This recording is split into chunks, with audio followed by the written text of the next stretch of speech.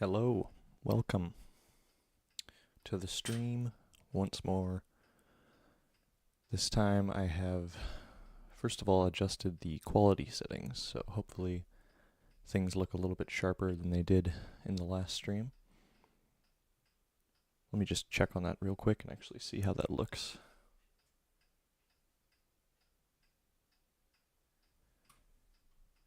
Okay. It does say that we're dropping a few frames, but we'll see how that goes. I might adjust the bitrate again in the future. But anyway, today, finally, we are going to be rebuilding my smAllice keyboard. The switches are here, ready to go. Cherry MX Browns. They've been lubed, filmed, and spring swapped, and they are ready to be put into this board. Of course, this is a soldered board, so that's going to mean we have to desolder the switches. Man, these feet, I do not think are supposed to be where they currently are on the keyboard. I might need to get some new ones. Anyway, so step number one with disassembling any keyboard is going to be removing the keycaps. So I'll go ahead and start doing this now. This is GMK Future Funk with the light alphas, I believe, and then the icon modifiers, which I've used to create a set for this 40% here.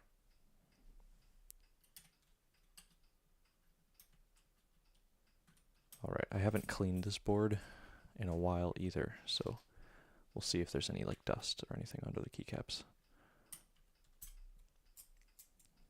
One thing I forgot to mention in any of the previous streams or talking about this keyboard, which kind of makes it unique in a little bit of a way, but the colorway that's on the actual keyboard, this kind of rose gold metallic, which you'll see some more as soon as I take the keycaps off, but under the frosted white, I actually asked the owner of Keyhive, who builds these keyboards, to pick the color for me, because I wasn't really sure which color I wanted to go with.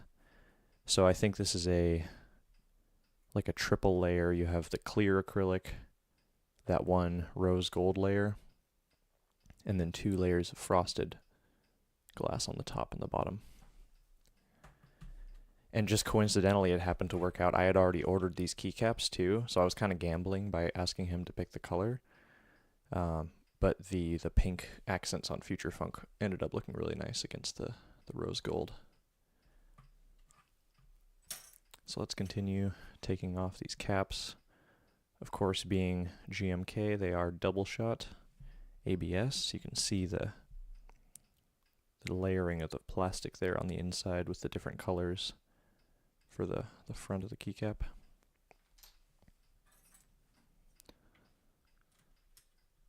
When thinking about maybe doing a different keycap set for this board, the only other like colorway that I thought might work would either be just like a plain white, because I think the white looks really nice, or maybe even like a green.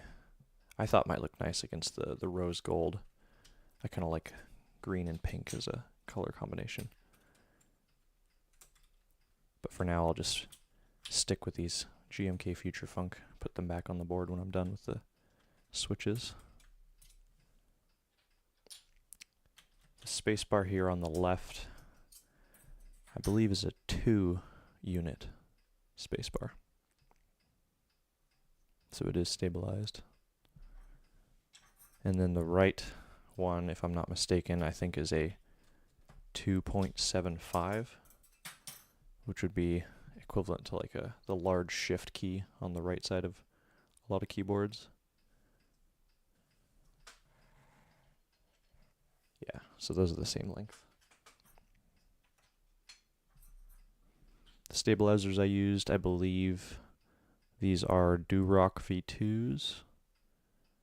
That was kind of my go-to during the era in which I built this keyboard. Just going to go ahead and take off all the modifiers to start.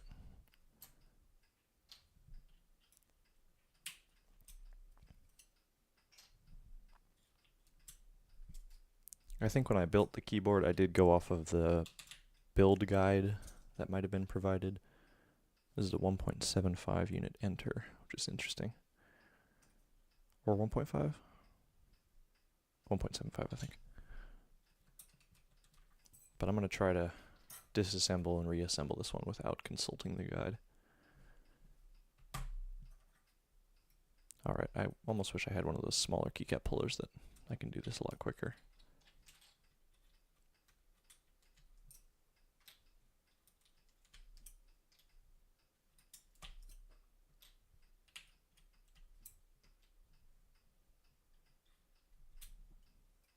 If I do this left-handed, it would be easier for you to see.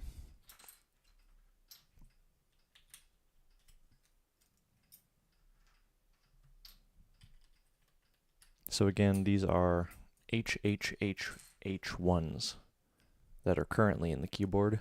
They are a linear switch, I believe made to replicate the feel of vintage Cherry MX Blacks. I think I remember hearing that. I could be wrong. But they're a very smooth, decent sounding linear. But because I already have so many boards with linear switches, just thought I'd shake it up and rebuild this one with some tacticals. I almost wish I went with a switch that looked a little different, because I don't think these just black housing switches look great in the keyboard. And of course we're going to be replacing them with black housing Cherry MX Browns, but that's okay, you don't really see that when the keycaps are on. But like almost like a white or a maybe even like a blue switch would have looked nice in this case.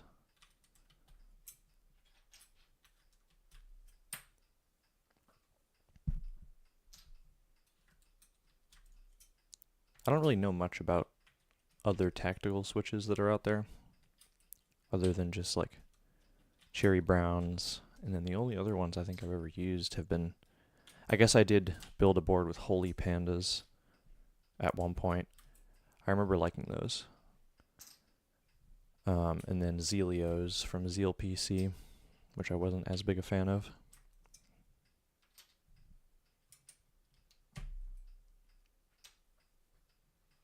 Alright, last row here. I'll just go ahead and pick these off.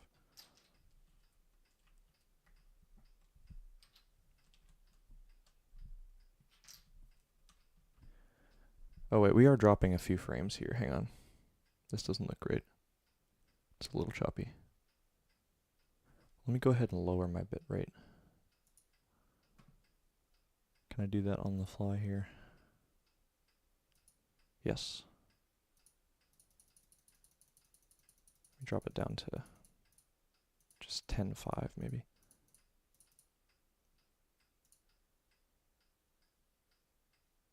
Did that change anything?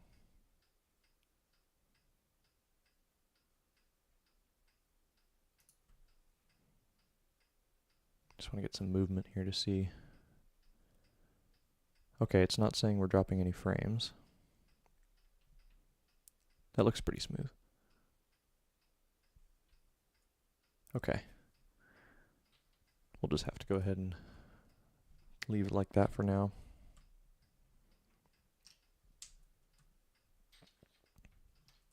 I apologize if the beginning of the stream was especially choppy. I wasn't paying attention as much as I should have. So here you can really see the... There goes my clock. 2 p.m., not too bad. Alright. You can see the rose gold now. It's very nice, the way it kind of reflects under the keycaps, but then also gives it just this nice kind of diffused tone on the top of this frosted glass. It's a neat colorway for sure. Alright, so we've removed the keycaps. I'm just going to scoot them this way for now. Gonna need some space to desolder and everything. Alright, and now we'll start disassembling the keyboard. So, what are we looking at here? 8 screws along the outside, and then 3 for this stand on the back here. And then what kind of screw are we looking at? Just a small Phillips.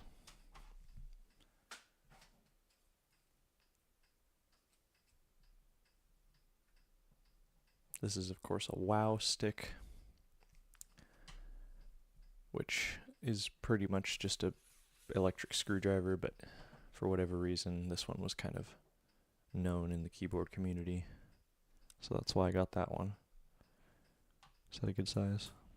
That looks about right.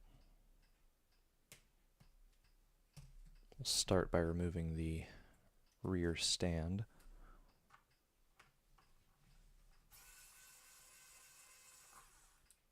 And then I need to keep an eye on these screws and make sure that they're all the same so I can reuse them. And if they're not, I need to keep them separate.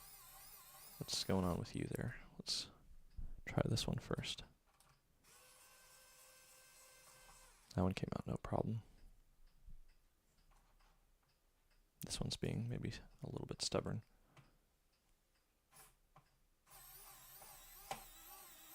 Just kind of spinning. It's not good.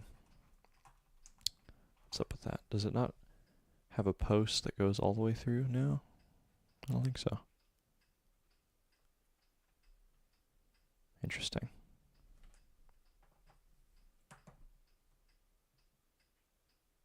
Let me try tightening it first. So that definitely tightens, but then when you loosen it, oh, there we go. Not sure what that was about.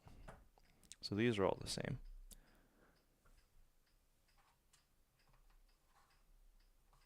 All right. Gonna do my best to remember how everything goes here. I think these little inserts just screw. Yeah, this one was a little bit loose. I think that might have been the problem.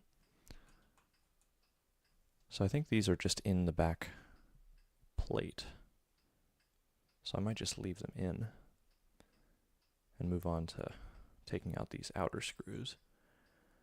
Now let's think, how do I want to do this? Do I want to remove the layers from the back?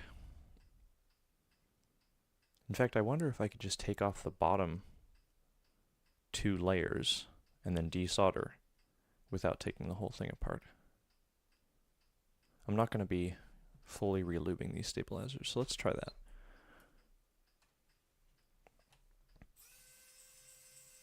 The only problem is I think that these screws keep all of the layers together, so by removing them, speaking of which, are these the same? Yes, they're the same. I'm going to keep them separate just to be safe.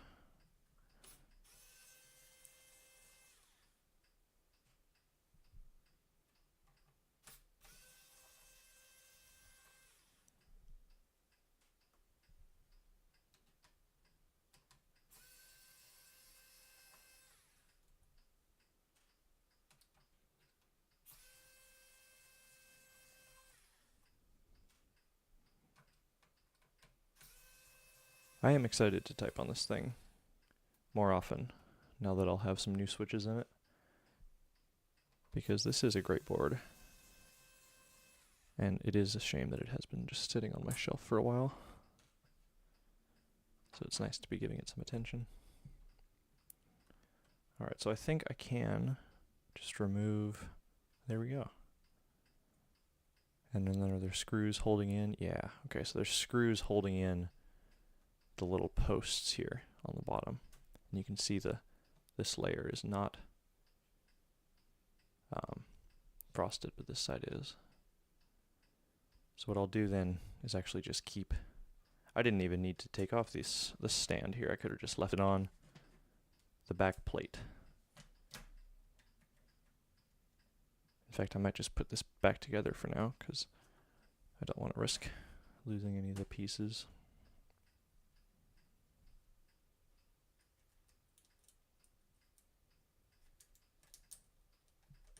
There we go.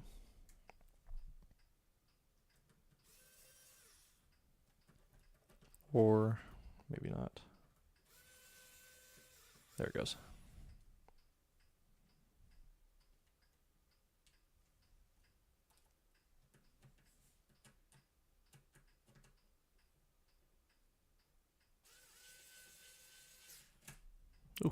close one. This being frosted acrylic, I do not want to scratch it. I haven't even checked on, let's take a look and see on Keyhive's website. Man, I need a closer keyboard.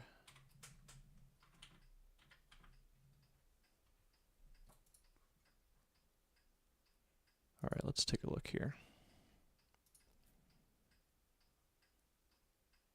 So this is the website that sells the smAllice. Oh, they have the PCB in stock, but they're sold out of plates. Is the case even available?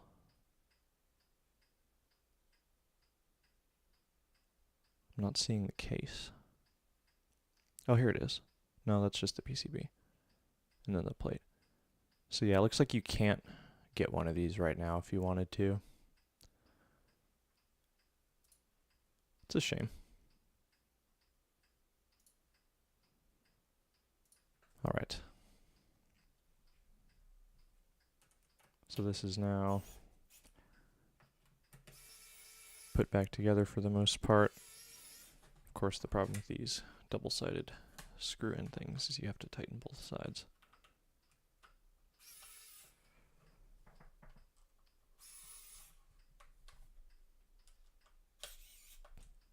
All right, put this to the side for now. And here we have access to, oh my goodness, this whole thing's gonna fall apart. Now that I think about it, how do we do this without, I probably could just take the whole thing.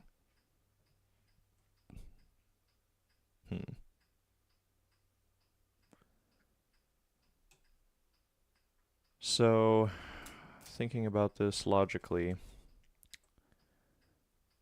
the keycaps, I mean the switches are going to have to come out the other side, and that's not going to be able to, oh goodness. Okay, what I'm going to do is I'm just going to screw this layer back together with just a couple to hold it in place and everything. And then I will just go about desoldering with the layers attached. I think that's going to be the easiest way to do this. Will these screws actually hold this plate in? Yes, okay.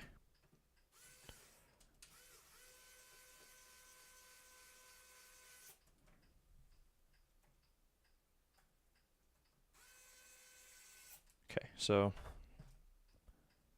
yes, no? Okay, I was worried that these would fall out, but it doesn't look like they're going to. All right.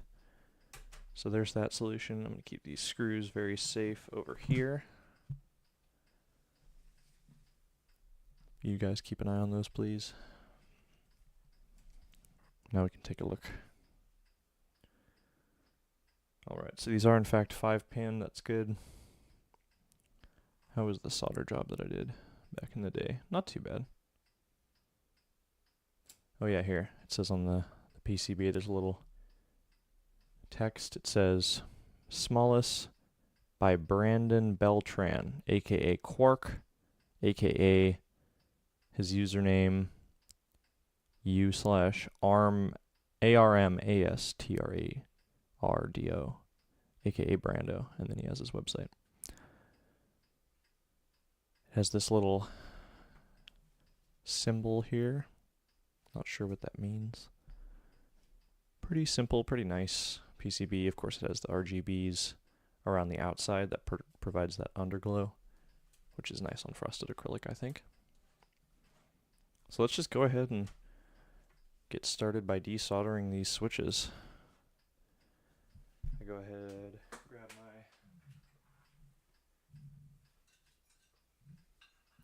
my... Man, ever since switching to this electric desoldering gun, these are so nice to have compared to the little push pin sucker things you have to use before, which were super unreliable and didn't work. So this little vacuum unit is very nice to have. All right.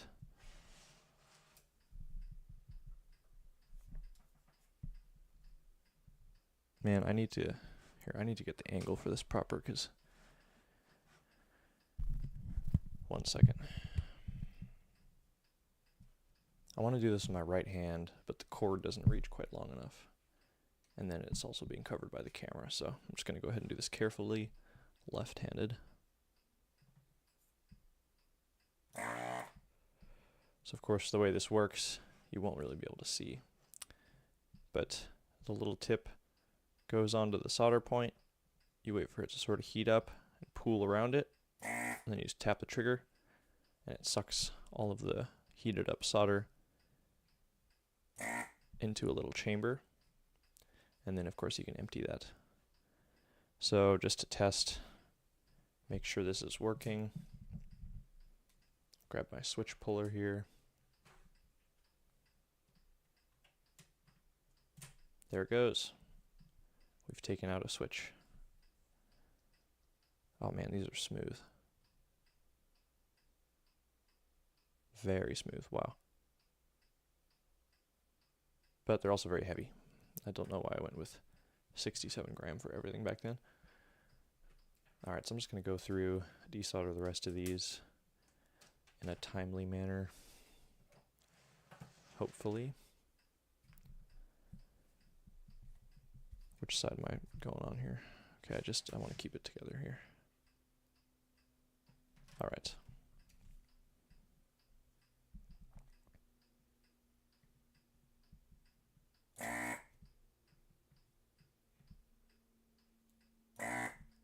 The nice thing about working on these 40% keyboards, there goes my camera. Hold on 1 second.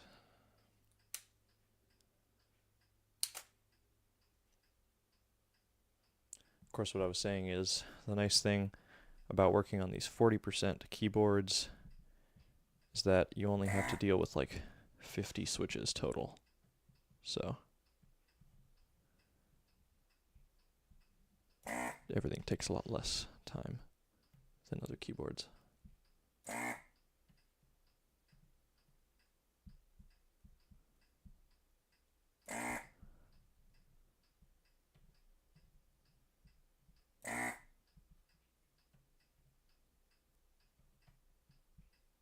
Come on now.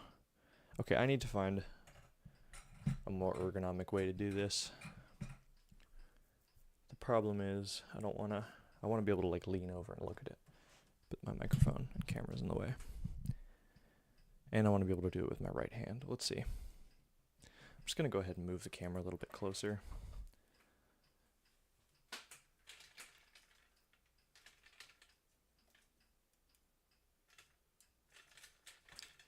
Hold on 1 second.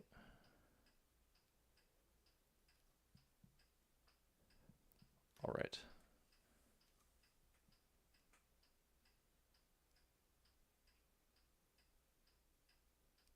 That's not too bad. And then does this let me at least get a lot closer? Yes, okay. I still wish I could do this right-handed. Oh, here, I have a way. I'm just gonna shimmy myself this direction, take you along with me here. Here we go. That's better. All right. Now, can I do this with my right hand? Yes, excellent.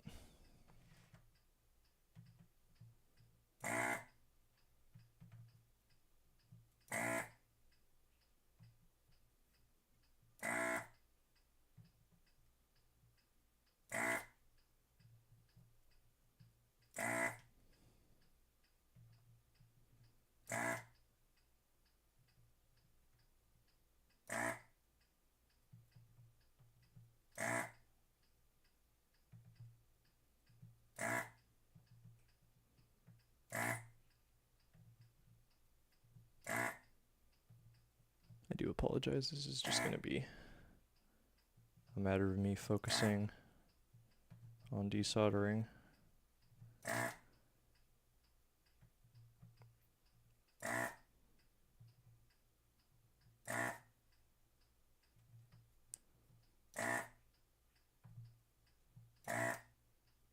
But yeah, having this gun as opposed to the alternative, which is having to hold a soldering iron to the point and then using a suction cup thing to try to put them together at the same time and suck all of it.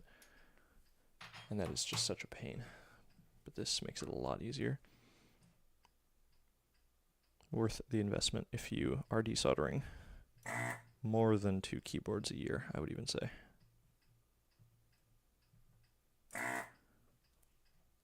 Alright, so there's a little section done. This is not actually going to take that long with how many switches there are. I'm doing such a weird random order though.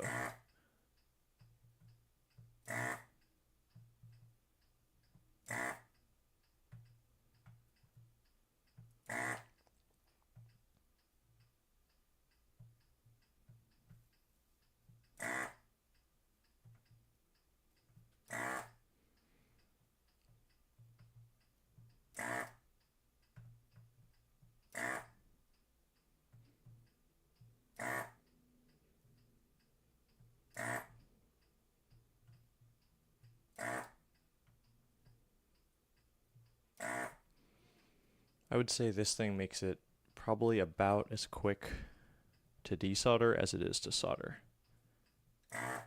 which is a pretty good, maybe a little bit slower if you factor in like having to empty the cartridge and sometimes have to redo points if you don't get everything.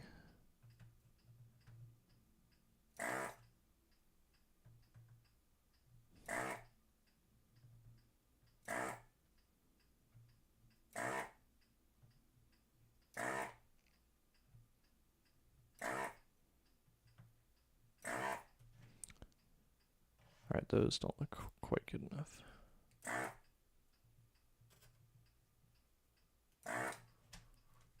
Alright, so there's half of the board done. Let's just go ahead and take these switches out now.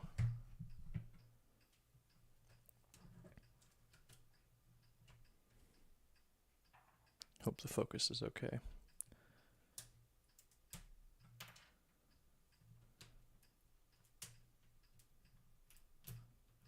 So the problem is some of these, oh, there we go.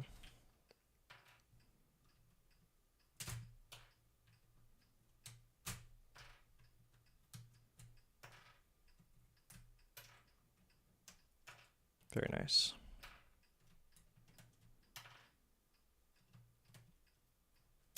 So I can show here a problem I had with the board before. You might not be able to see, but the plate right now, rather than resting on the underside of the switch, over here is resting on the actual PCB. And when I first built the board, I'm pretty sure I accidentally, I don't know whether I lined it up incorrectly or what, but the plate was touching the PCB rather than the switches. And then I think I went through and fixed it, but for the longest time I had it configured that way on accident.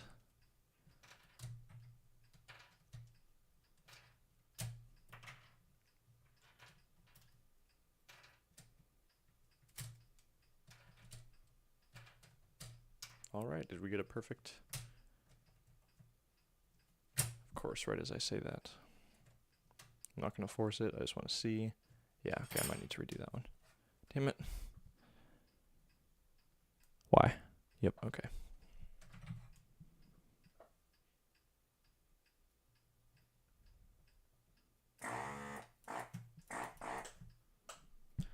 The problem is this one looks a little bit...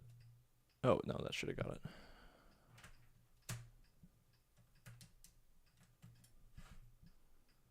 Of course. I could be wrong.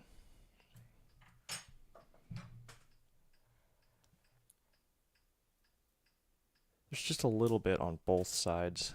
The only problem is I don't know if there's enough solder to actually get heated up.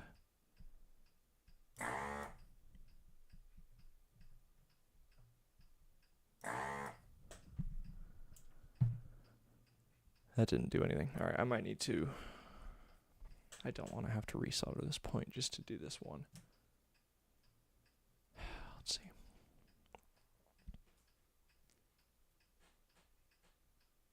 I could probably just, if I grab it from this side.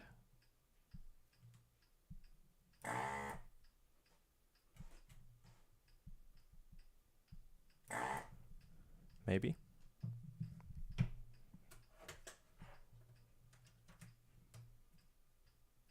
Oh, it's right there. There it goes. Just want to make sure I didn't tear the... Okay, no, we're fine.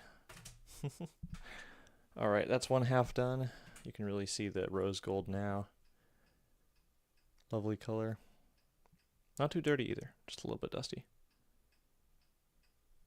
Let's get the other side done real quick. The shame about these switches is that... Actually, I might just go ahead and buy another 40% keyboard. I only have one, so maybe I'll rebuild one with these HHH ones.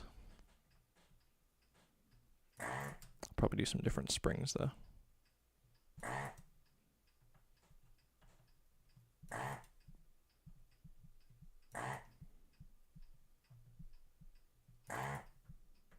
What I'll try to do, if I do end up doing another 40% build, is I'll get some keycaps that, well, first of all, I'll get a board that these Future Funk keycaps would look good on. And then I'll also try to get some keycaps that will look good on both that new board and this one, so that way I can kind of switch between.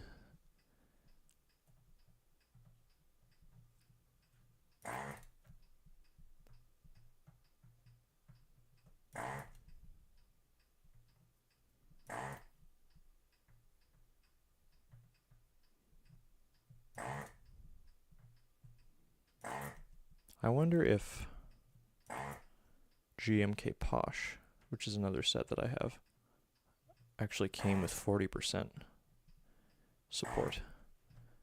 And I wonder if I could just get the 40% kit for it and then use Posh on this board, because that would also be a nice looking set, I think. The white on Posh, which is the keycaps that I have on my auger over there, the white on Future Funk is definitely a much brighter white, and the one on Posh is like a little creamier almost. And I think that creamier white might look nice on the frosted rose gold.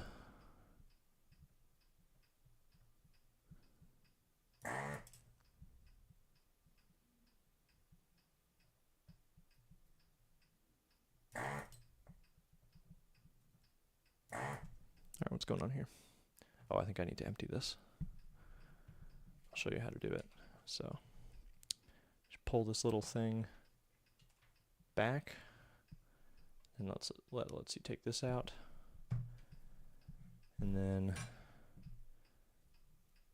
you can kind of take your little tub of collection, whatever, just shake out what you can through the little hole, and then you can take off the outer back side here, which has the filter in it and everything.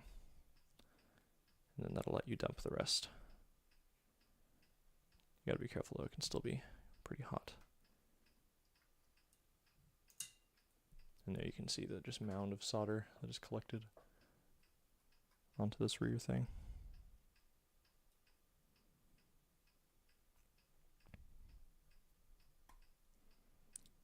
But yeah, maintenance of soldering stuff is important. You gotta make sure to keep it clean so that it functions properly. Speaking of which, I'll just go ahead and clean the tip here. There we go. Alright, let's get this done.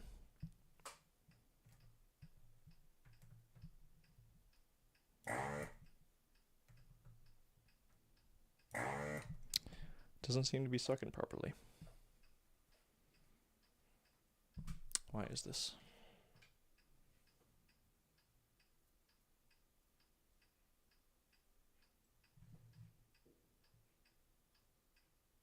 Ooh. Yeah, it felt like it might have been a little bit clogged there.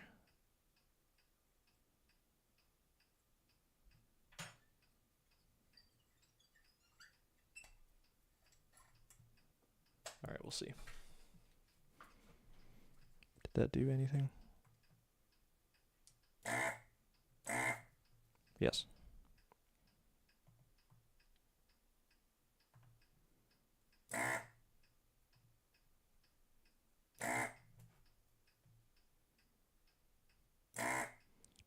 I think this is unleaded solder that I must have used on this keyboard, because these solder points are being a little more stubborn than leaded solder would be.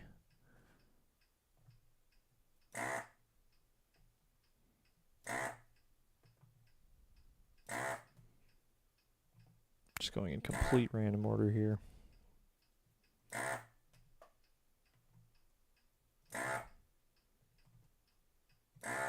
I can see, of course, I missed a joint here. And here.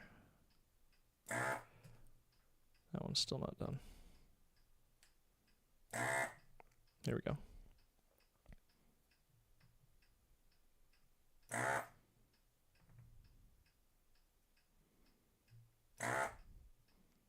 This will be my first personal keyboard with Cherry MX Browns. So that'll be good. The last time I typed on Browns, of course, I very much enjoyed them, which is what inspired me to choose them for this board. And it's nice to use a switch that's a little bit underrated in a lot of ways, or at least overrated in a negative way. Because I agree, Cherry MX Browns, when just found in like a stock keyboard, or just like unlubed, they're not great. I admit that. But because they're a cherry switch, and if you know how to treat switches properly, they have a lot of potential to sound and feel very nice. Which hopefully I can prove through this keyboard. Alright, I think that's everything. I am going to assume that there are going to be a few that I might need to redo. But let's go ahead and try.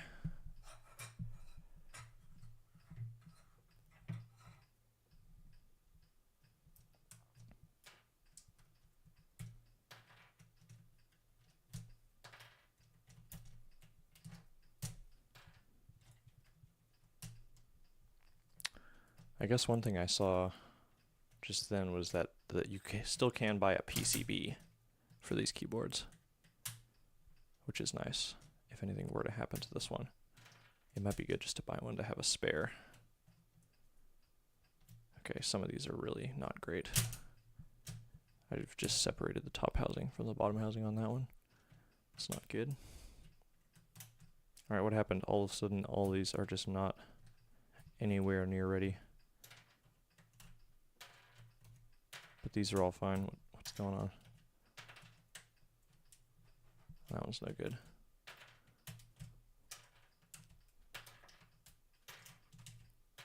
Sorry, you can't see a damn thing. But of course, my left hand is much less precise. Please, thank you. Okay. Alright, how many are we missing here? 8. That one looks totally fine. What on earth? That one I can see why. Sure. Okay, yeah. Fair enough. Alright, let me just go ahead and do all these just to be safe.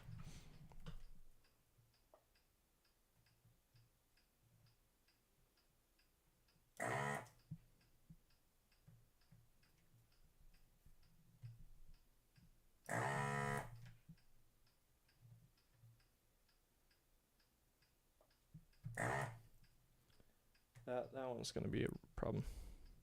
The problem is if you don't let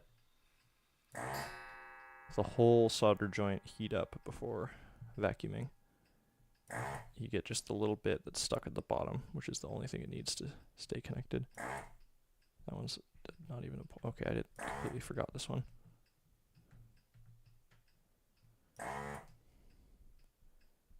What else?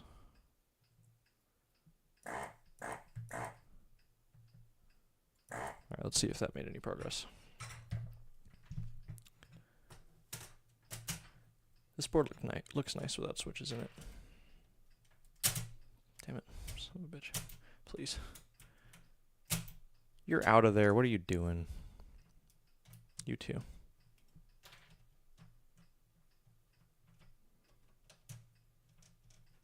Alright, very little progress was made. We're down to 5. Please. What's your problem? Alright, I'm just going to do this up close.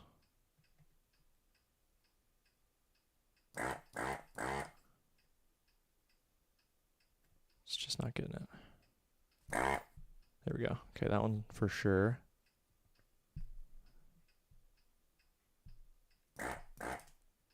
Okay, I think I separated that one. Yes.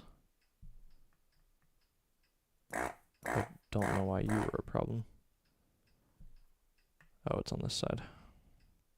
And then what do we got down here?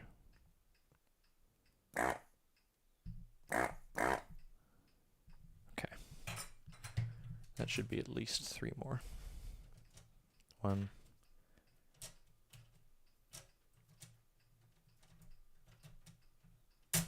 Really? 2. Goodness gracious me.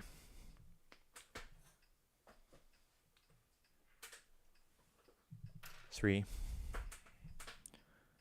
And then I wonder if these can just be convinced. That one's not having it. Neither is that one. There we go. That one was weak. Oh. Okay.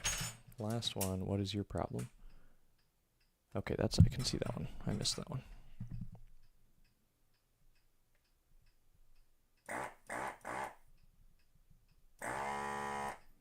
And it just fell out along with the circuit board.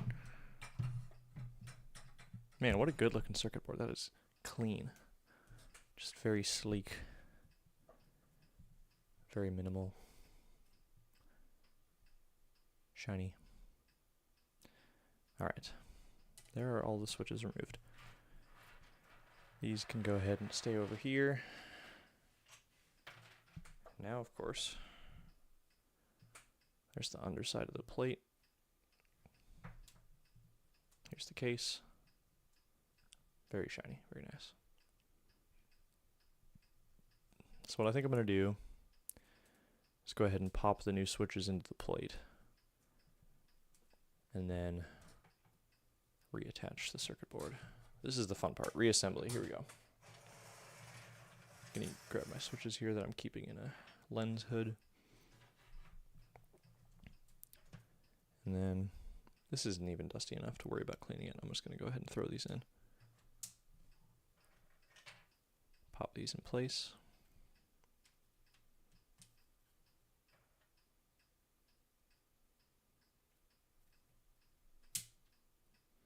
I wonder, is this tall enough to the point where I can just push these? The answer is yes. Very nice. What are you? Okay.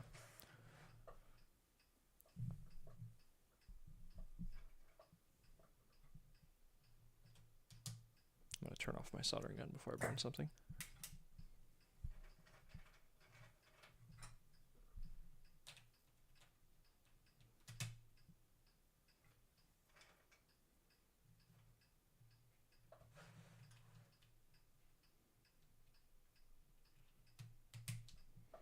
Actually, I think the brown on the switches looks pretty nice against the rose gold.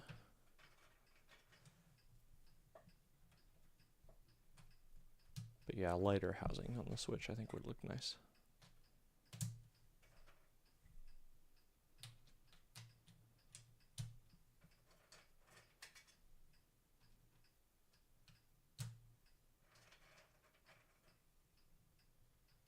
And then I want to make sure that these are in fact oriented correctly. I assume they'll be north facing. Yeah, they are. Okay. Good news there. I think this spacebar switch I'm going to have to place afterwards because it's not fully surrounded there.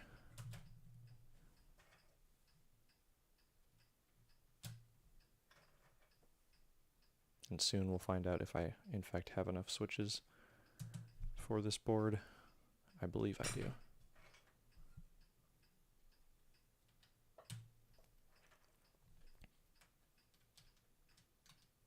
How do these feel? Oh. There's just something nice about a tactical switch. They just give you a little something extra, which I know you don't always want, which is what's nice about linears, but I think when typing especially, having that little moment where you know you made the keystroke happen. I don't know why, if this is totally a coincidence or not, but I tend to get faster typing speeds when typing on tactical or clicky boards. I think it just might be because of that visual and tactical feedback you get when you get the key press.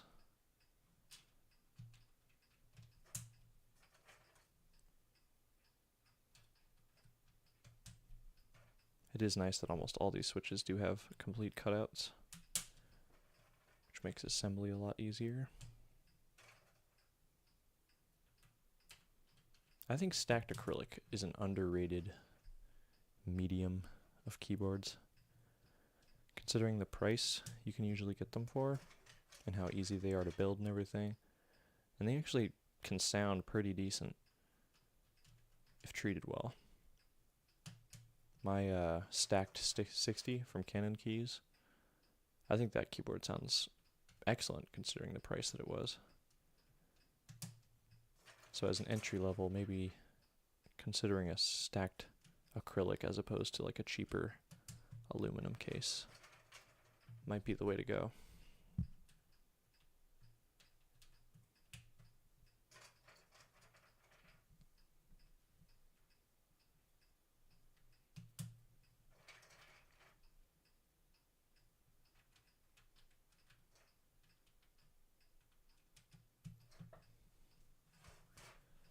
Let me refocus this a little bit.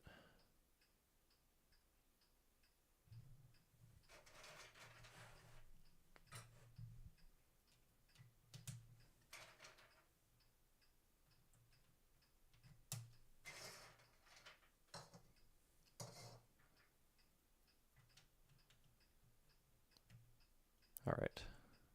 Again, I think we have just enough switches to cover this board. What's your problem? Oh, the housing isn't totally closed. There we go.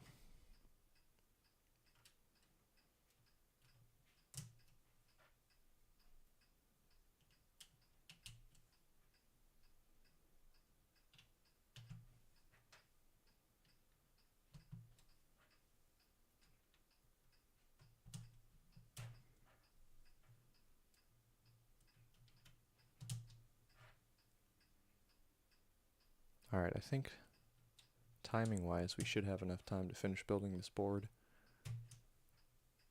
on this stream.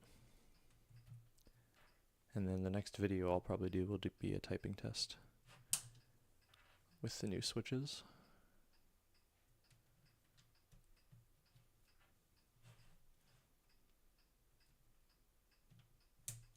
Alright, last one. And then, of course, after having 2 spacebar switches, I will have 1 switch left over. Glad that worked out the way it did.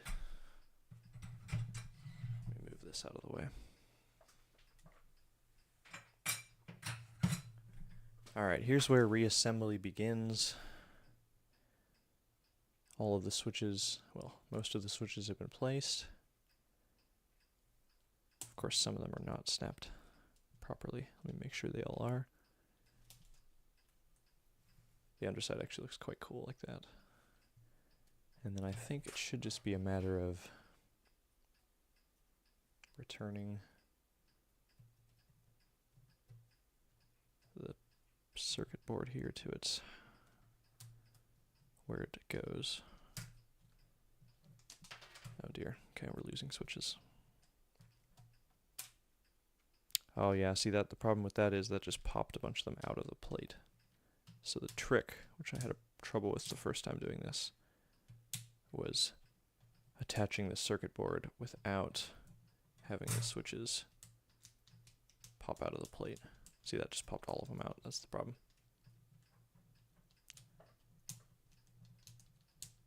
I wonder what the way to do that is properly then. Maybe just getting a couple of them soldered in and then using those to hold the circuit board in place to get the rest in place. Maybe we'll try that. I am just losing switches here though.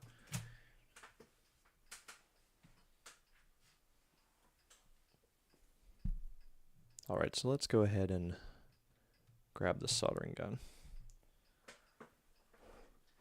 I'll be right back in just 1 second here.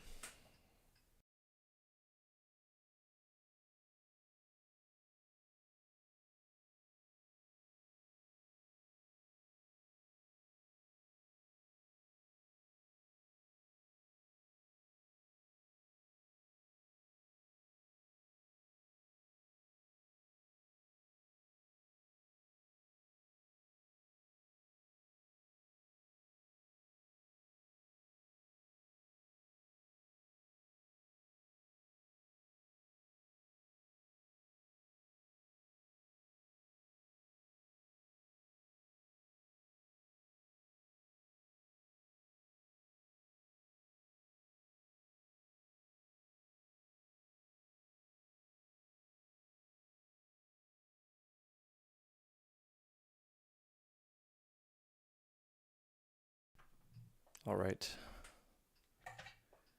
we've got the soldering gun here. I'm gonna turn it on. And then of course we need to figure out how to do this properly. I'm just gonna go ahead and leave that there, which is safe.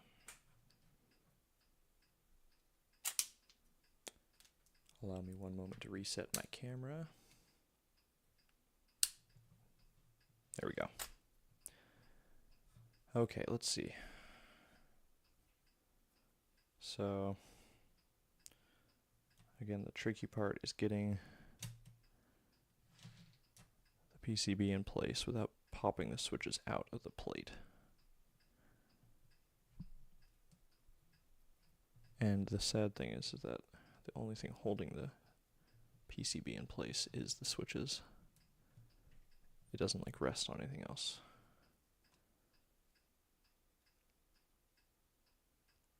But that just isn't on enough. See, look at that. They all just leave.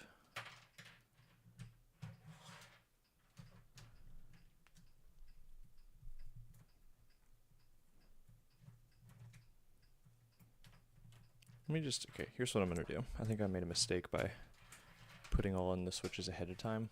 I think what I just needed to do was get a few in place properly and then put the rest in after. So I'm gonna go ahead and do that now.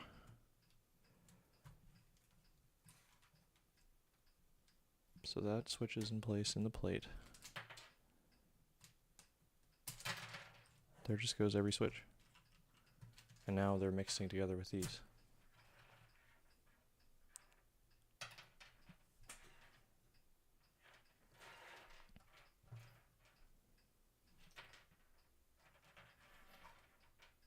Okay.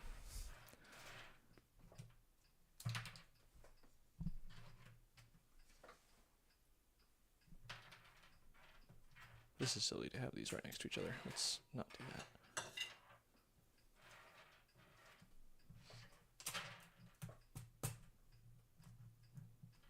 But then how come these don't come out?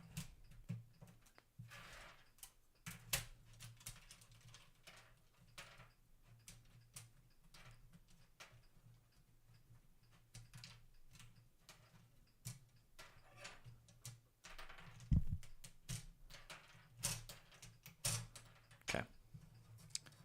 So instead of that, let's just get a couple switches in here.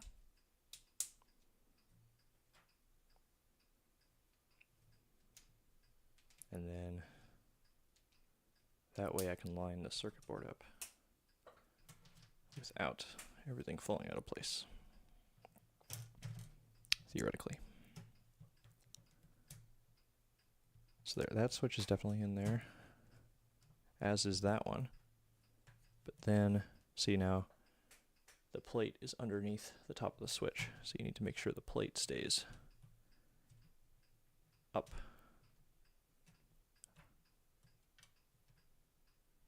with the switch. Like that, yes. But then the problem is, wouldn't it just then be so easy for the plate to just pop back down?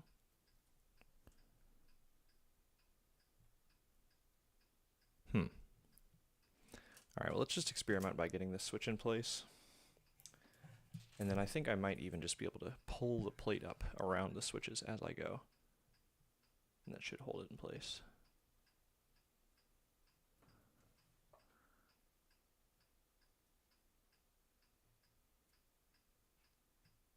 Please. Okay. So there's one switch.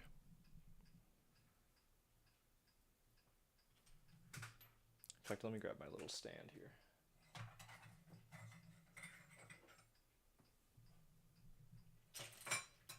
Okay.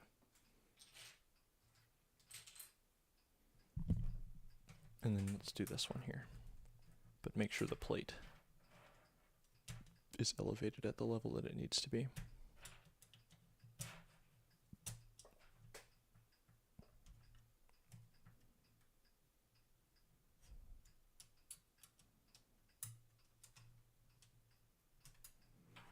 I think that's good. Yes.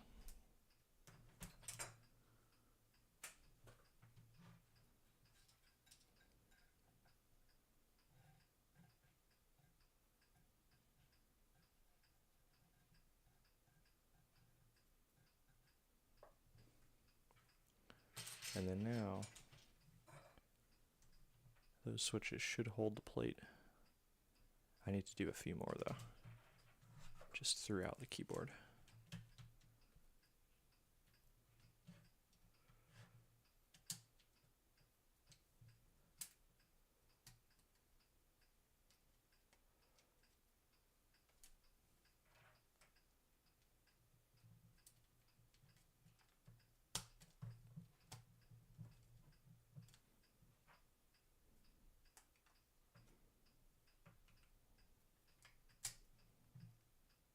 Okay, that looks good. Those are definitely both in place.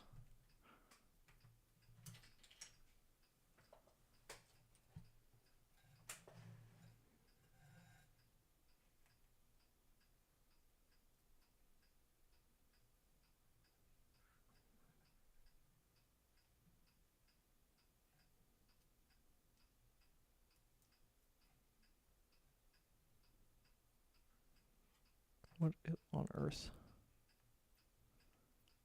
Why?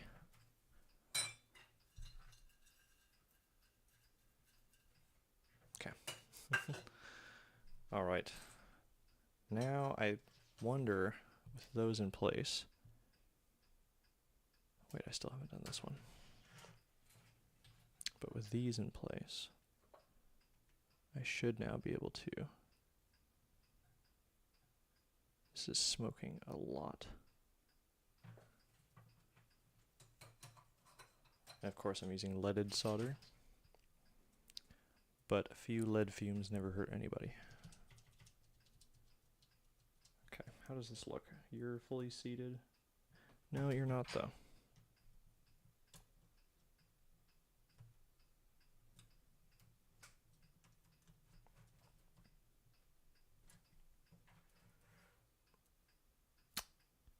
Yeah, I can't tell if that's all the way down. Are you all the way down? Yes. And you? Yes. And how about you? Yes. Okay. So now what happens if I just go ahead and start putting switches in place? I wonder if I can do like a...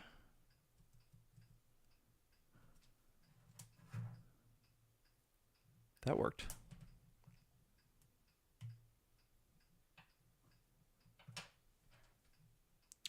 It's almost like...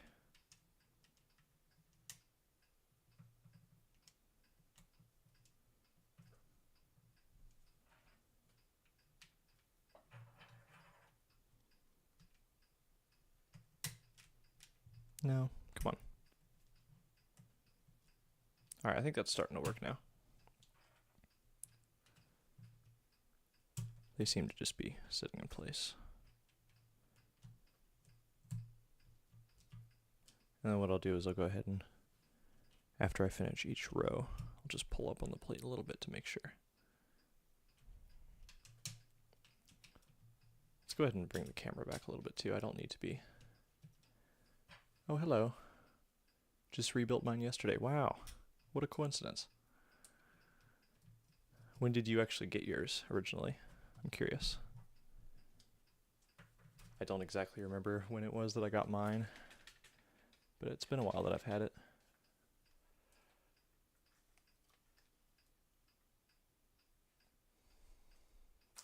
All right, let's bring it out a little bit. There we go. How's the focus looking? Okay.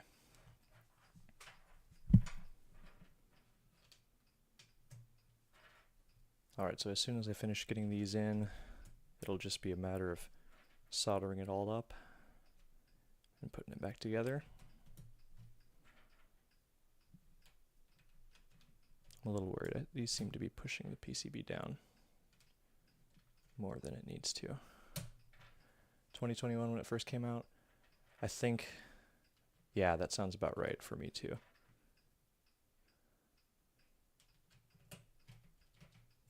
I wasn't sure, maybe I tried to get it on the first run and then got it on the second one maybe. It has been a while. Alright, so now that those are in, let's see. Did those actually seat properly? The answer is yes, except for these on this side. Why would that be? There we go. Alright, those all look good. These ones here aren't great.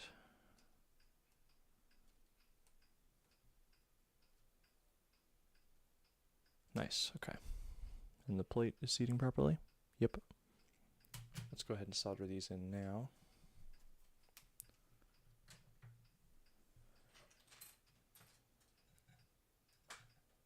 This is,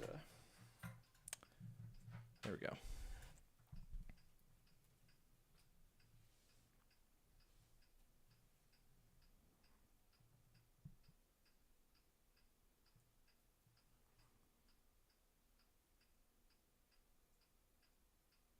I can't exactly do it with the solder this long here. That's better.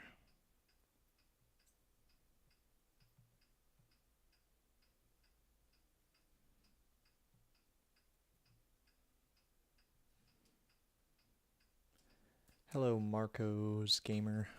Welcome to the stream. Just in the final steps here, rebuilding this keyboard, soldering the new switches in.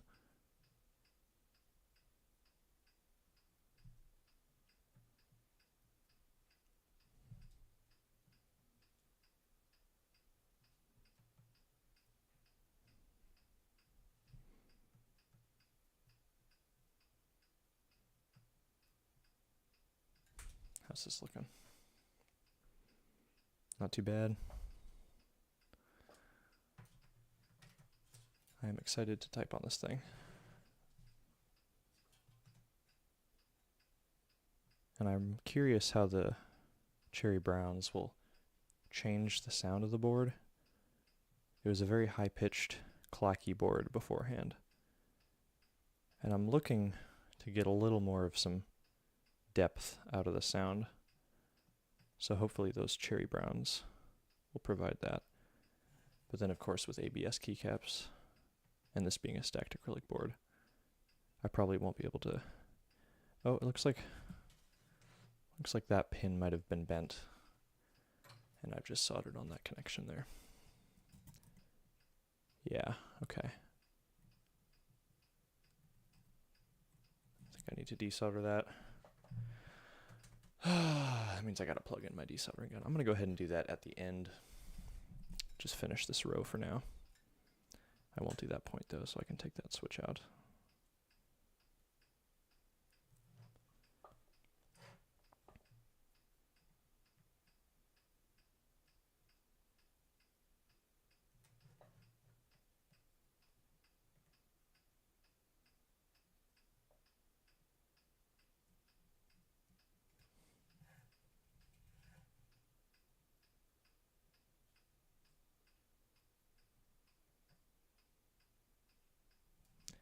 This is one of the more time-consuming processes, so I apologize. But of course, after this step comes just general reassembly, which is very fun. And then I think I will do a exclusive first typing test sound on the stream here before making a video on it.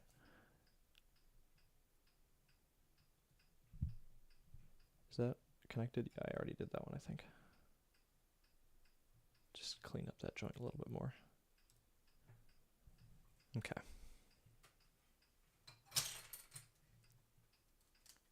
There's the top row. Plate still looks okay. I do have to fix that one bent pin switch. Let me just plug in my desoldering gun real quick. I'll be back in 1 second.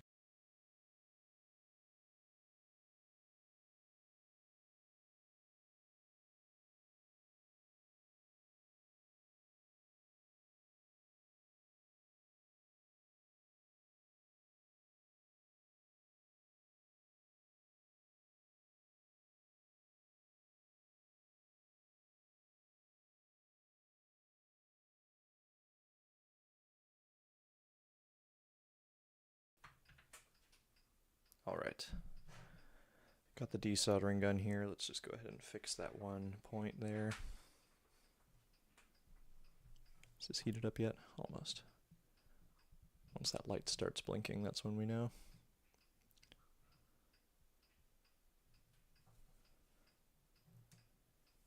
What are you? Okay, you're a brown. There we go. Blinking, yes? Yes. And then there was that point. Alright, that got all of it. Now let me just re-plug in my soldering iron.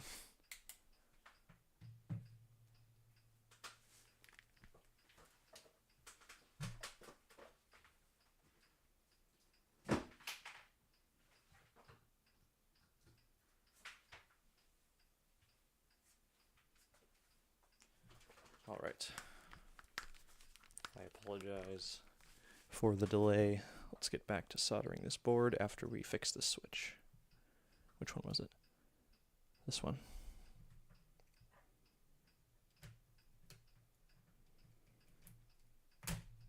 Bent pin? Yes. You can see there, that pin is in fact bent. Just go ahead and unbend that, no problem.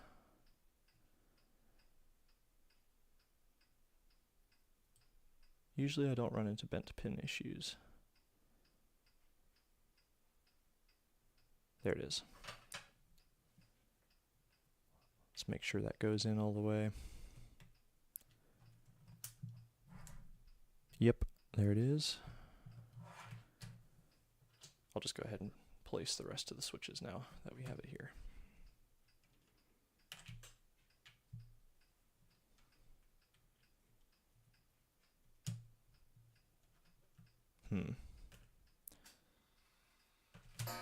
There goes my clock.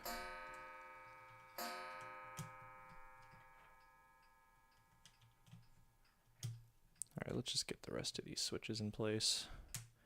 I think now that those top row is in, it's holding the rest of the circuit board in place.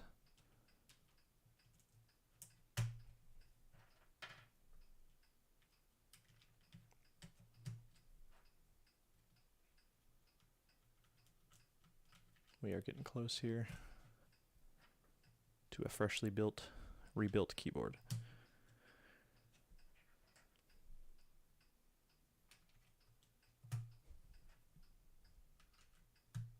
Alright, let's just make sure that the plate is staying elevated above the circuit board. Does seem like it, which is good.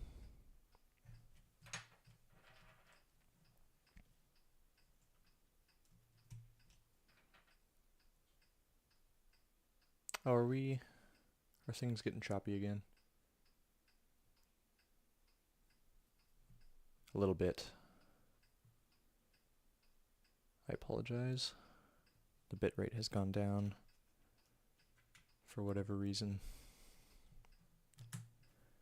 I'll give it some time to try to settle down, otherwise I'll lower the bitrate.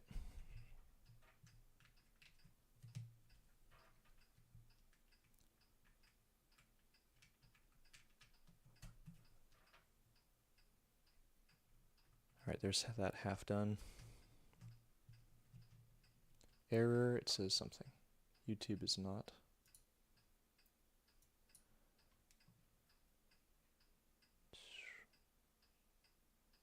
YouTube is not receiving enough video to maintain smooth streaming. I see, okay. Let me just go ahead and quickly lower my bitrate to avoid that issue. Everything was fine for a while. I'll drop it down to 8, which isn't great because I was running at 6, I believe, the first few streams I was doing, and that did not look nice. But hopefully this is okay.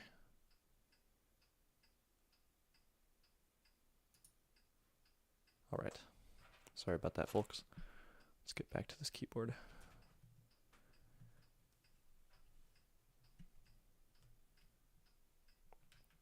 I thought about maybe just doing a video of this build rather than a stream, but I think since I streamed the first part, it just made sense to finish it off in stream form. Why are you being tricky? No reason. Oh, but the plate is, yes, it's a little too low down here. What's going on?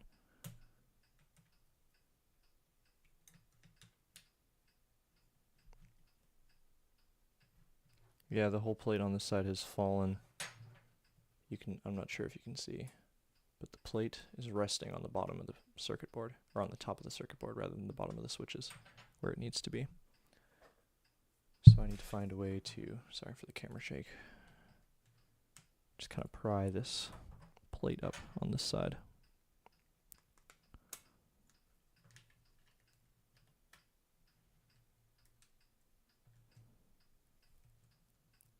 Because, yeah, if I can't find a way to lift this,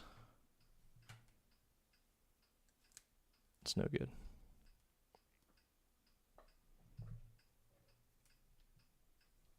Let's see here. I should just be able to use some tweezers.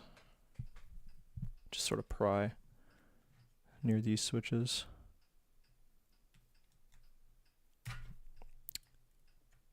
Yeah.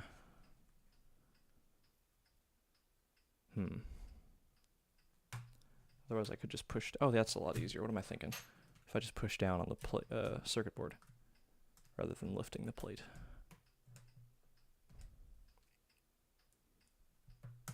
Yes, that seems to fix the issue.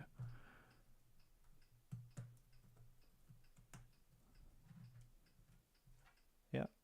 Alright, not too bad. Let's finish getting these in place.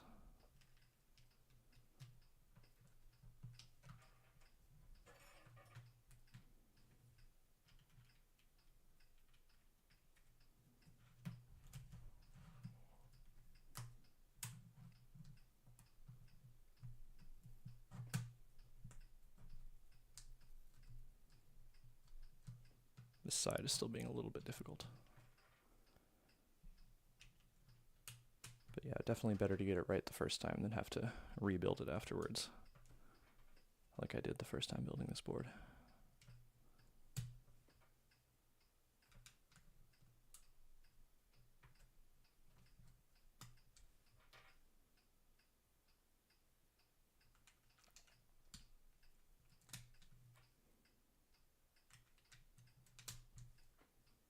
All right.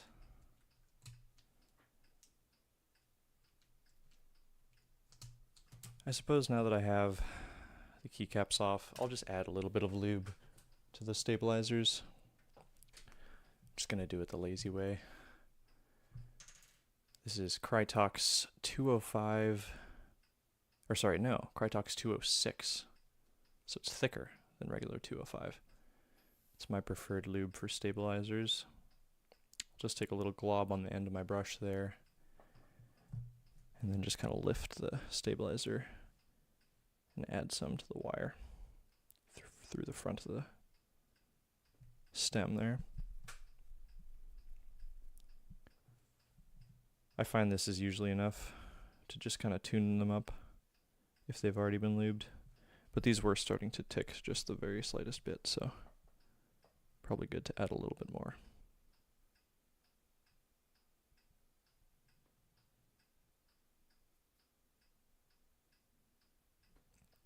There's that one done.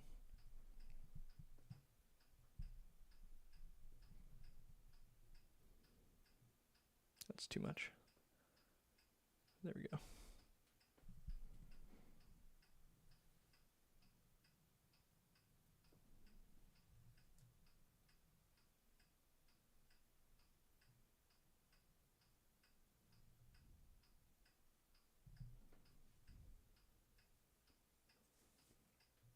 And then just a little bit more.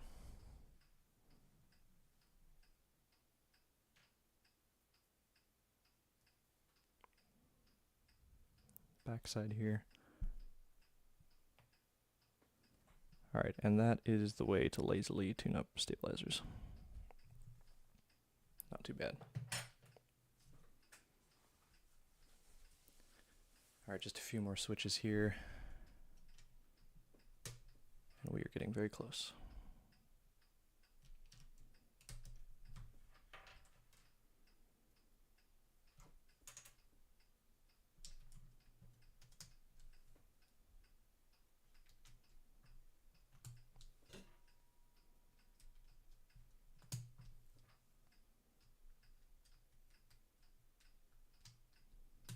Okay. Switches have been placed. Not bad at all.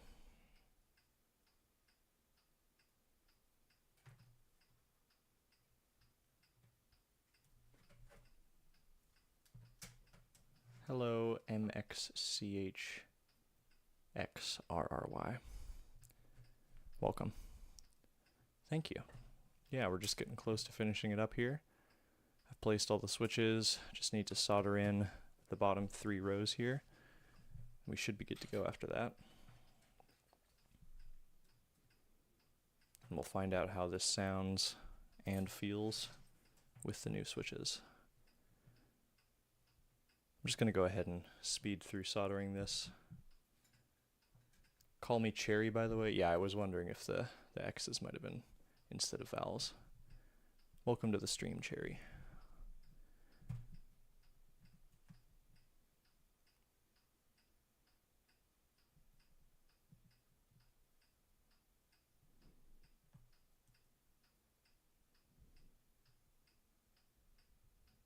Just going to ignore the unfiltered lead fumes here.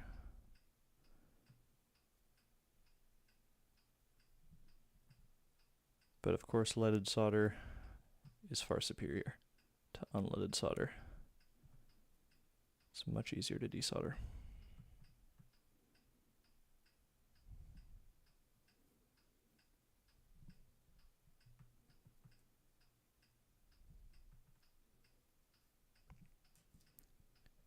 The smoke is not even very visible on the camera, but there's a good bit of smoke.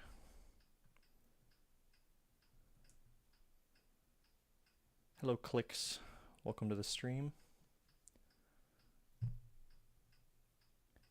We're just getting close to finishing up this build here.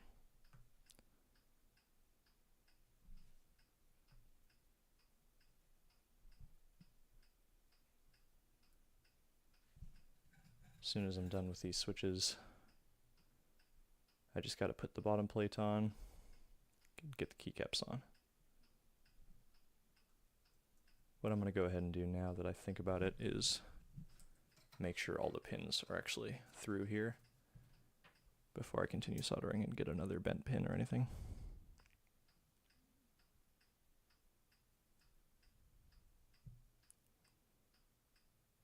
All right, just a quick scan. Everything looks all right. Wait, so is that like full PCB and you need to build it yourself? Yeah, so you can't actually, you can still buy the circuit board for this keyboard, but I don't think you can get the case or the plate anymore. But when you originally bought it, what you had to do was you bought the case separately, and you picked the colors and everything you wanted, and then you bought a PCB and a plate, depending on what material you wanted.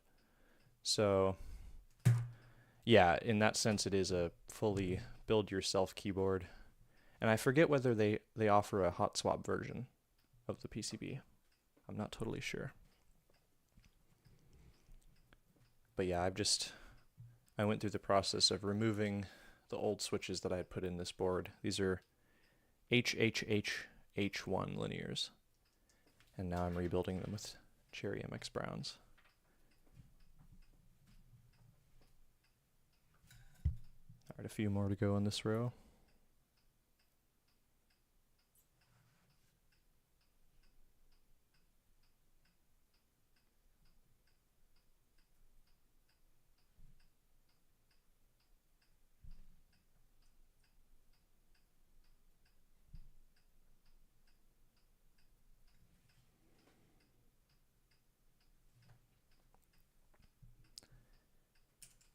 NZXT Function Mini TKL. That's cool. I'm not familiar with that keyboard, but TKLs are definitely one of my favorite form factors. I don't currently have any TKLs, but I am a big fan. One of my dream TKLs, oh, there goes my camera. Hang on one second. As I was saying, one of my dream TKLs to have would be a IBM Model M Space Saver keyboard, which was a vintage TKL. But those fetch quite a bit of money these days.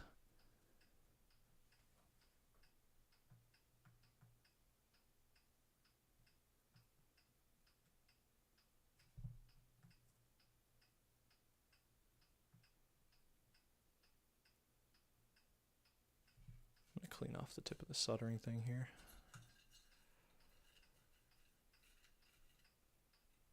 That's nice.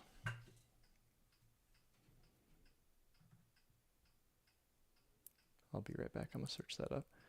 Yeah, I do.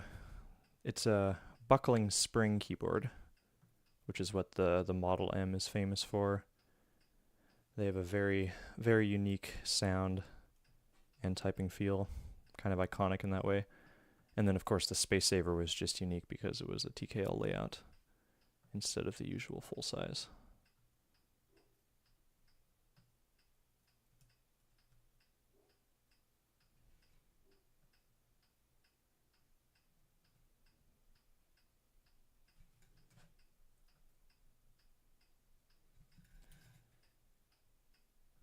Yeah, they are definitely cool. Just for fun, I'll go ahead and grab my Model M and do a little sound test to demonstrate what buckling springs can sound like. I'll be right back while I grab that.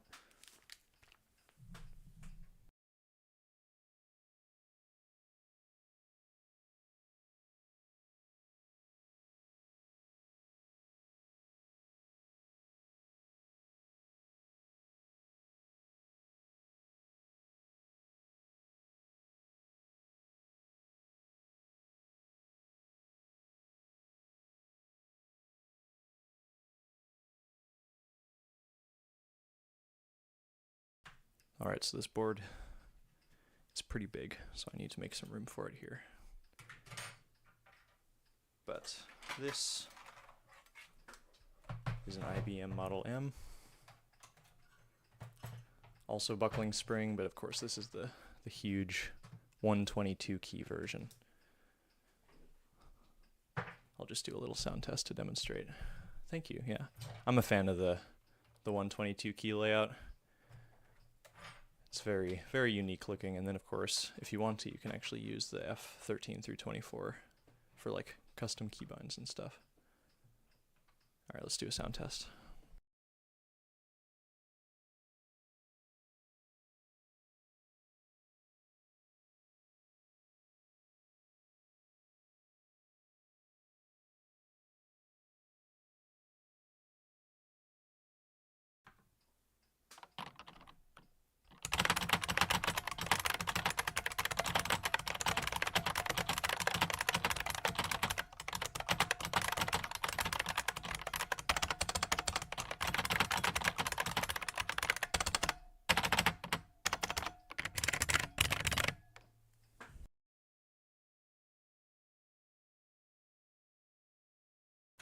So yeah, if you're a fan of the kind of clicky sound that these make, they're very fun to type on. And they feel great too, very tactical. I'll just go ahead and rest this down here for now. Okay, get off the tripod. Oh my goodness. All right, here we go. Back to these.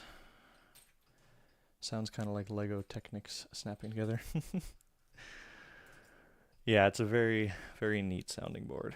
And that was actually the first vintage keyboard I ever bought, which sparked an interest that had me buying many more afterwards. So I have it to thank for that.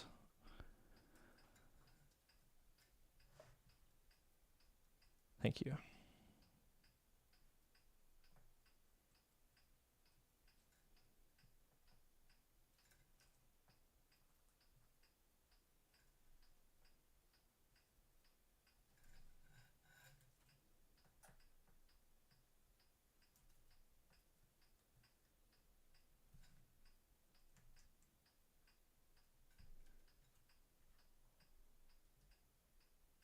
All right, on to the final row.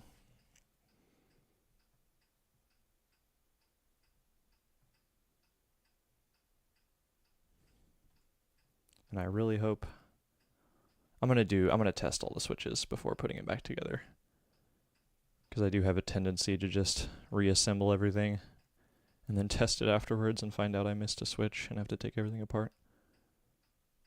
So I'll do the proper method this time, test them beforehand.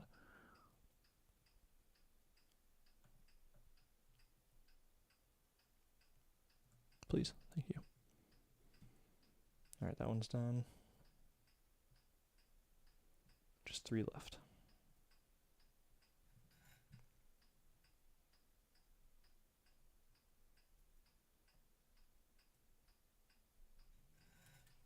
Last one.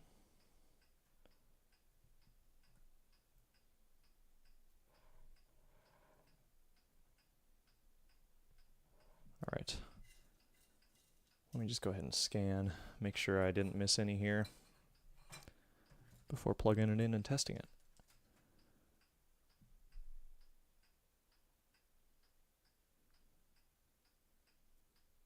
All right, everything looks all right. Moment of truth here. Let's go ahead and plug it in.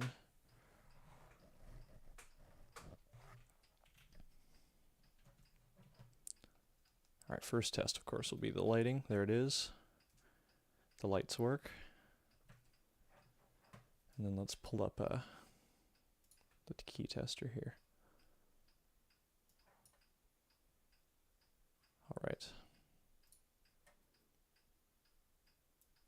Key tester, test matrix. I'm just going to go ahead and go through these. Uh-oh. Okay, there's one so far. I'm going to look at it at the end.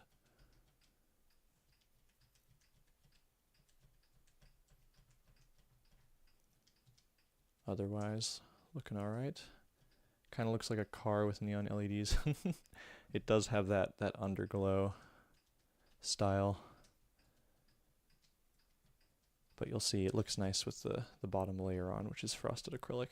Okay, so one dead switch. Why would that be? Yeah, that solder point's not complete.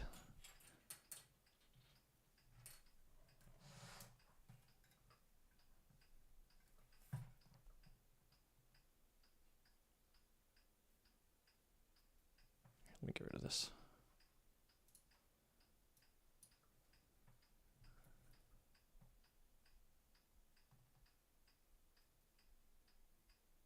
All right.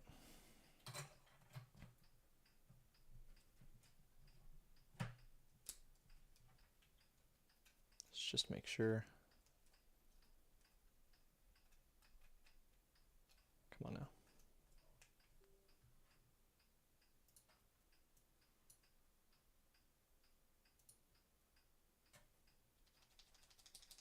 Uh-oh.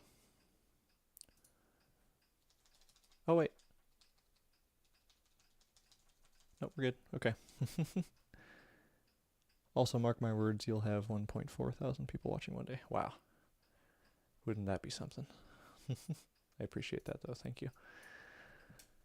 Yeah, I'm having fun.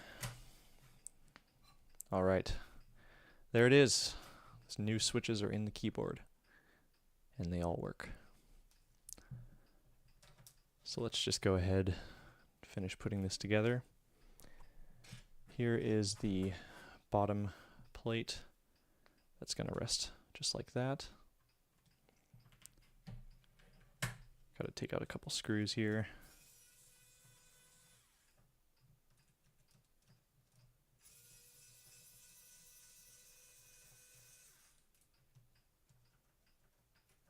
Okay.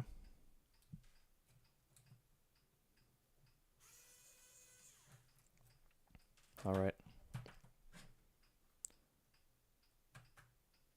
There it is.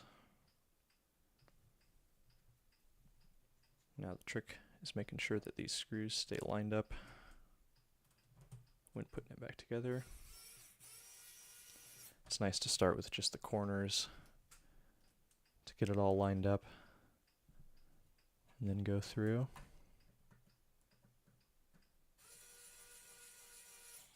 Okay, there's two.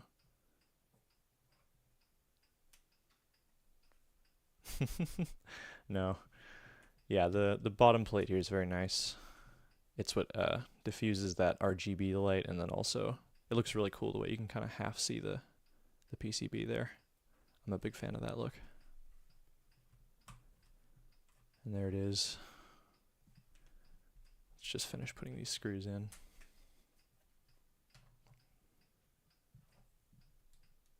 There's 8 around the outer edge, and then the 3 for the back plate there.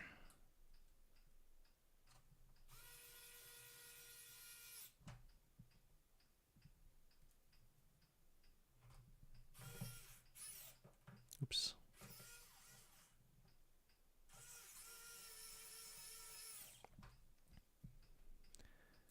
It is nice to have an electric screwdriver. Very time saving.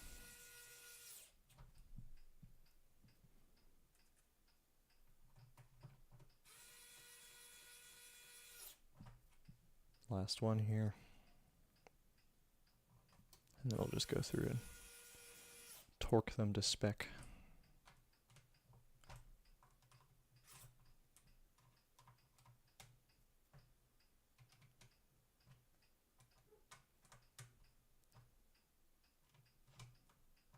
All right. Let's see how that light looks through the... Yeah, that's nice.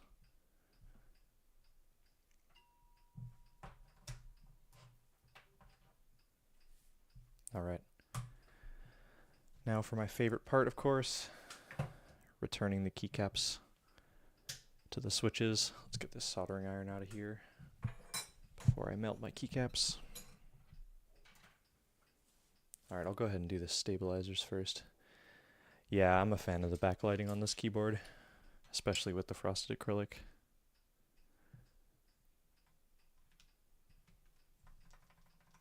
Oh man, I am excited to type on this thing. All right, that sounds great. I'm gonna hold off on trying to type on it until I finish putting these keycaps on. I also completely forget the way I had these modifiers set up. I might have to pull up a picture of my keyboard to put it back together. Just because these aren't exactly a 40% keyboard keycap set, I had to kind of improvise with the keycaps I had. Let's see here.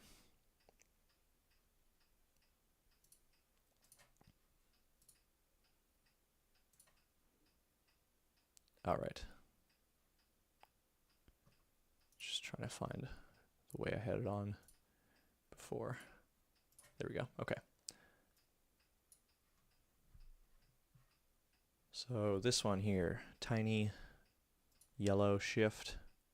This one goes right here.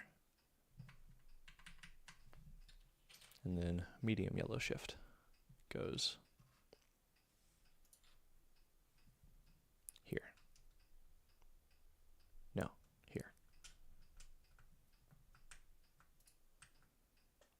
can you reprogram it so you get WASD, the first keys? Yeah, thankfully with this circuit board, as I was showing with that, let me pull it up again. So this is a program called VIA, and I'll plug it in and show you. It's nice to get circuit boards, PCBs that have VIA compatibility. So as you can see here, all of the keys, they're reprogrammable with different layers. And since this is a 40% keyboard, the top row normally is just letter keys, and then if you use the first function key, it turns them into regular numbers. And then if you use the other function key, then you get the F keys. So you kind of have to learn to bounce around with different layouts when typing on a 40% keyboard. But once you figure it out, it actually becomes a lot quicker because you don't have to move your fingers as far. You can just keep them in the same place for the most part. I need to unplug this while I'm putting the caps on. This little diamond here is the Windows key. I love the pink on this enter. Very nice. This keycap set, by the way, is GMK Future Funk with the light alphas.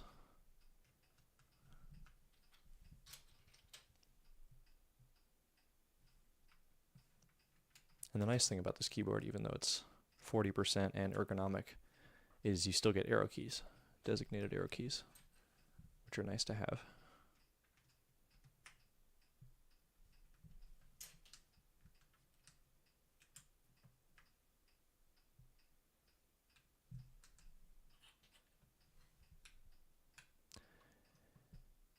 Oh, you are not mistaken. Yeah, I'm down to like 3,000 bits. That's no good. Man, when I started, everything was fine. I was getting like 12,000. Now, all of a sudden, it's going super laggy. I'm sorry. I don't really want to drop the bit rate any lower, because then the quality would be super bad.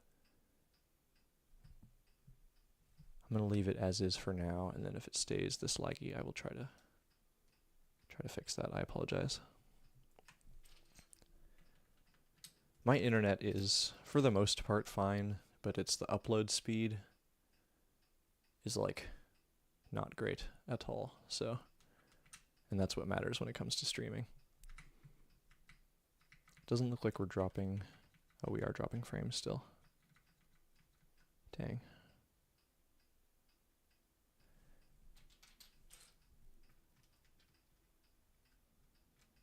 All right, where does this one go? This is backspace. Just really hope it holds together until I finish this keyboard. We're so close.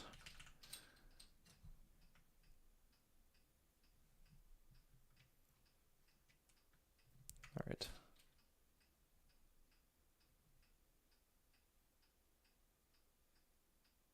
Where does this one go? Oh, I had that backwards. Nice keycaps though, I love them. Thank you. And again, I was mentioning earlier, but this really just worked out the way these keycaps look on this keyboard. When I ordered the case, there were all sorts of different color options. You could pretty much choose whatever color you wanted. And being overwhelmed by that choice, I just asked the owner to pick a color for me. And so they ended up going with this nice rose gold, because the plate is what ended up making the color of the keyboard, because it's frosted acrylic, it kind of diffuses that color. So this nice rose gold is the color I ended up with, and I had already gotten these keycaps for this board at the time, and it just happened to work out that they match really nicely together with the pink accents and everything on the rose gold. Alright, so that's all the modifiers there. Now it just comes down to the alphas. Still a little bit laggy though, I apologize.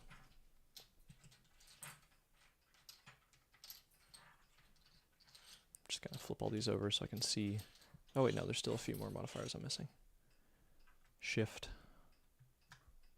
and the second tab. 2 tabs.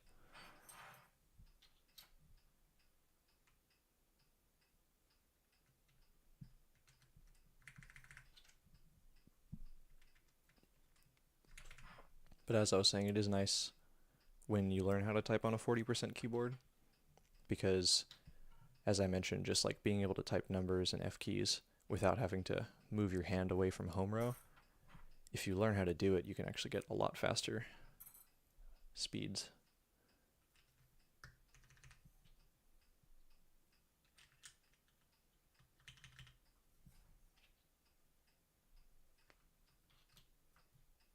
All right, let's go in order here for the letters.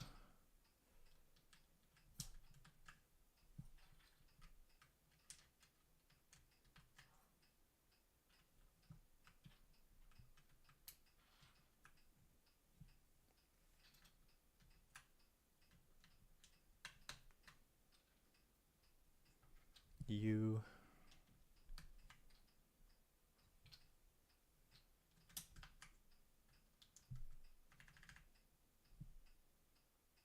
where is it? There it is.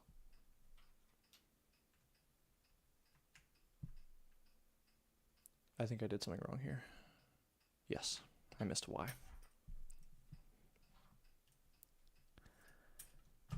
Of course. Oh yeah, that's nice. I can just pop these off.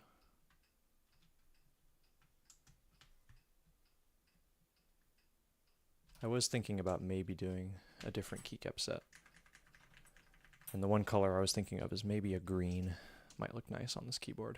I don't have any other keyboards with green keycaps. And if I were to do that... Oh, you're going to sleep? Alright, well hey, I really appreciate you being here. You're pretty much my first actual live viewer, so thank you so much.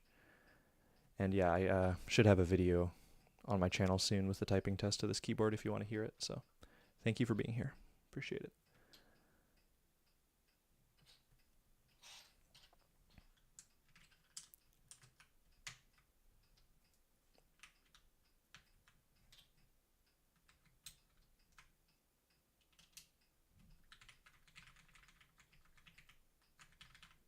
Oh man, these keys just feel so good. I'm so excited.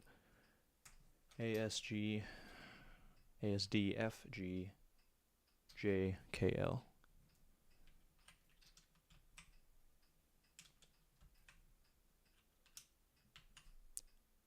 J, K, L. G, H, J, K, L. Man.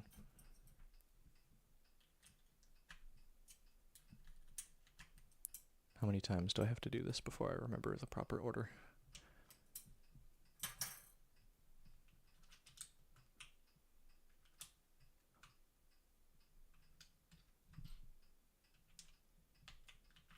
And then these have the little swooped F and J keys rather than the ones with the bump on them, which I do prefer. Alright, last row.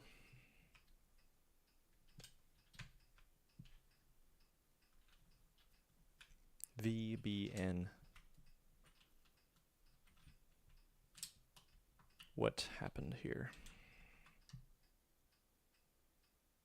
Oh, question mark is on the other side. Of course. Alright, last keycap. This is an exciting moment. There it is. Keyboard complete. Alright, I want to just type on this thing, but I will do a typing test now. Live first reaction to typing on this keyboard. Let me pull up a monkey type.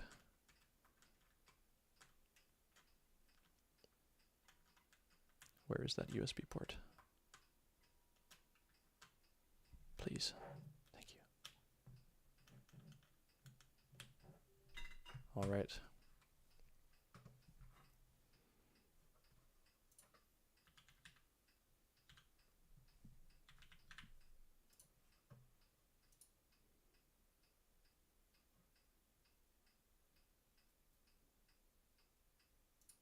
There it is. All right, we're plugged in. We're ready. Let's get the mic hooked up here.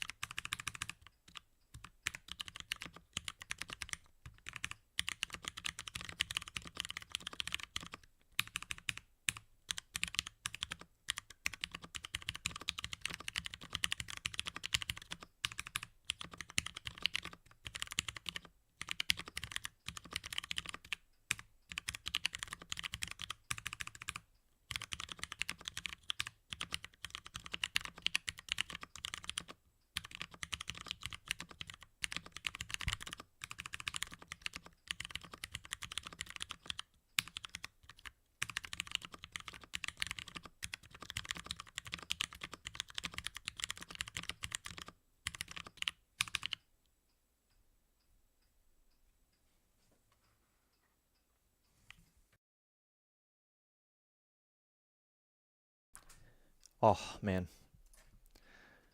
So it doesn't sound as deep as I thought that the cherry switches would make the sound,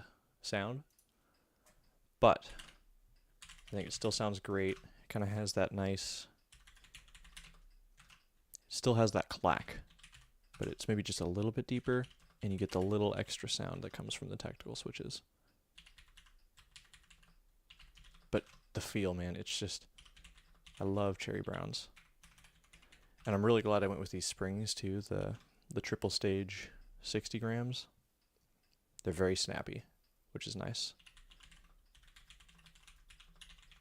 Yeah, it's just great. Very happy with this board. Very glad I decided to rebuild it. Thank you all for being a part of that.